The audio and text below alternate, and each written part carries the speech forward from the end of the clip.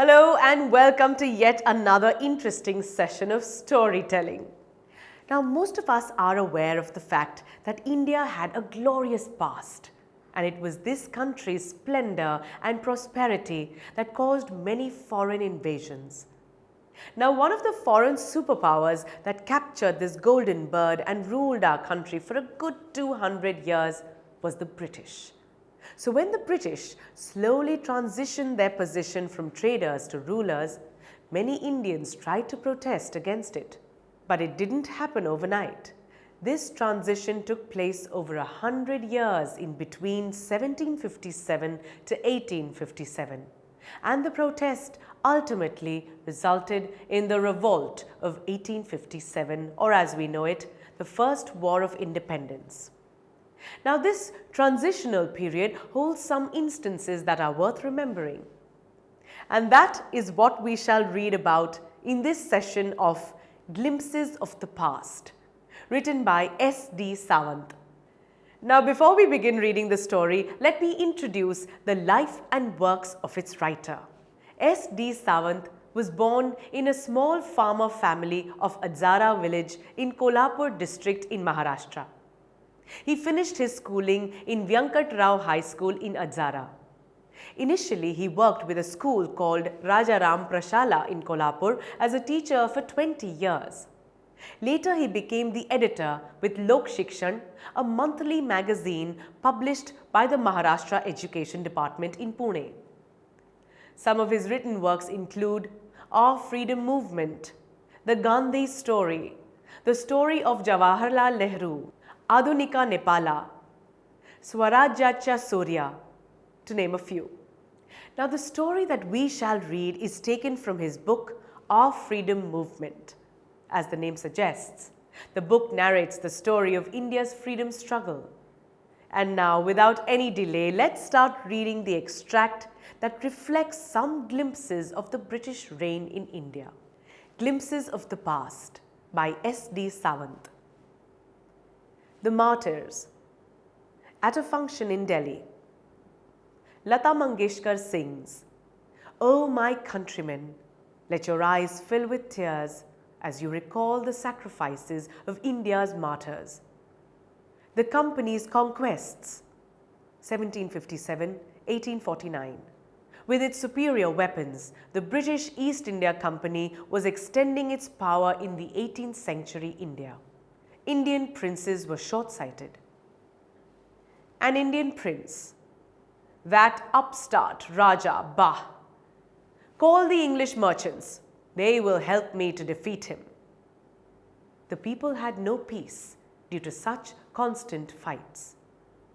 The rivalries helped the East India Company, and it could easily subdue Indian princes one by one. A far-seeing ruler like the brave Tipu of Mysore fought the British till he died fighting. How did Indians react to these conquests? First rich Indian. Thank God there is peace in the country now. No more wars and no looting by thugs. Second rich Indian. It is God who sent the British. Third rich Indian. Our destiny is linked with them. First commoner. The white man has killed or dethroned our kings. Second commoner. Some kings were not good, but after all, they were of this land. Third commoner. Now we have become slaves of foreigners. British rule, 1765 to 1836. Religious leaders preached ideas like untouchability and child marriage. First religious leader. Anyone who crosses the seas loses his religion. Second religious leader. All the misery in the world is due to women. The truth was that Indians had lost self-respect. The British scorned them. A British general. The natives are unworthy of trust, incapable of honesty. An Indian servant. True, Your Honor, but I am honest. Being merchants, the British wanted quick profits. Their heavy taxes forced farmers to abandon their fields. An Indian farmer. "But your men are taking all my crop." A British officer. "You are still in arrears. If you don't pay next week, I will send you to jail." Inevitably, famines followed. Between 1822 and 1836, 15 lakh Indians died of starvation. Still, the British invented other methods which gave them more profits. British officers were having a conversation. First British officer: "The goods manufactured in England should not have any import duty when brought into India." Second British officer: "A good idea." The East India Company's laws began to cripple Indian industries. The British policies ruined the expert artisans and their businesses. So, the extract begins with a function at New Delhi where we see eminent singer Lata Mangeshkar giving a rendition to the martyrs of our country. She sang the song, "Oh my countrymen, let your eyes fill with tears as you recall the sacrifices of India's martyrs." Can you guess the song? Yes, it is the song, "ऐ मेरे वतन के लोगों, जरा आँख में भर लो पानी, जो शहीद हुए हैं उनकी, जरा याद करो कुर्बानी." Well, surely the song breaks our hearts and wells up our eyes, doesn't it? Let's go on to see the reason behind this soulful rendition. Well, the story dates back to 1765, when the British East India Company was slowly extending its power in the 18th century India. The then local rulers were short-sighted. They couldn't see through the plans of the British. Most of the Rajas or kings sought help from the British to defeat other Indian kings. Due to the constant fights, the people had no peace. As the rivalries helped the East India Company, it could easily subdue Indian princes one by one.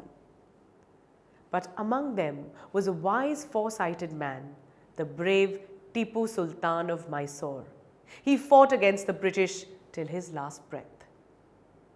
Now, these conquests had a mixed approach amongst the people. The kings, nobles, and the rich men favored the British. According to them, the British were a God-sent gift and their destinies were interlinked. On the other hand, the common people thought practically. They knew that the British had taken over the powers of the kings under the pretext of the East India Company. They knew that although all kings were not good rulers, they belonged to the same land. Now, the common people considered themselves slaves of the foreigners. Rightly enough, the British indeed went on to treat the Indians as slaves. Then came the era of the British rule from the year 1765 to 1836. During that time, religious leaders preached ideas like untouchability and child marriage. They spread superstitions like anyone who traveled to another country lost their religion.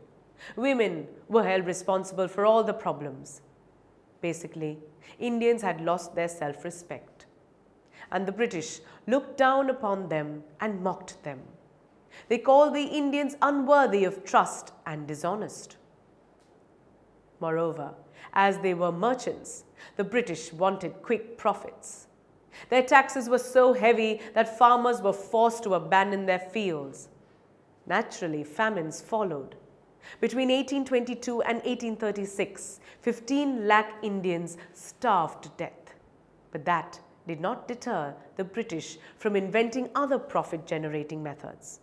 One such law was that the goods manufactured in England would be imported into India duty-free. Obviously, if the goods were imported without duty, they would be much cheaper. These kinds of unfair laws began to cripple Indian industries. The British policies ruined the expert artisans and their businesses. Sad, isn't it? Yes, the British were ruthless and unforgiving. But there were many people who stood against their exploitations and brought freedom to our country. I will be back with more about our past and what led to the first War of Independence in 1857. So, stay tuned. TutorMate. For more amazing video lectures, download the free app on the Apple App Store or Google Play Store.